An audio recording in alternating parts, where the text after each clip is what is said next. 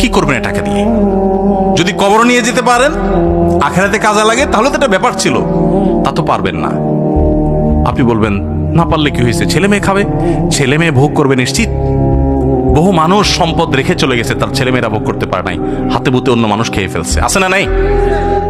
সবচেয়ে বড় হতভাগাকে জানেন? আল্লাহর জমিনে সবচেয়ে বড় দুর্ভাগা, সবচেয়ে বড় বেয়াকুব এবং নির্বোধ মানুষ হলো সে, যে যাদের জন্য চুরি করবে তারাও সে দায় নিবে না। কিয়ামতের দিন ছেলে আয়সা বলবে না, আব্বা চুরিদারি ডাকাতি 2 নম্বরই যা করছেন, ঘুষ সুদ যা খাইছেন আমাদের জন্যই তো খাইছেন, আল্লাহ আমার আব্বারা জাহান্নামে দিয়ে না, আমাদের নিয়ে যান।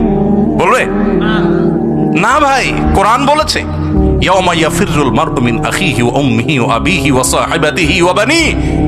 সন্তান বাপকে দেখে মাকে দেখে পালাবে, যে না জানি আজকে কোনো কিছুর জন্য ধরে। সবাই ইয়ানফসি করবে।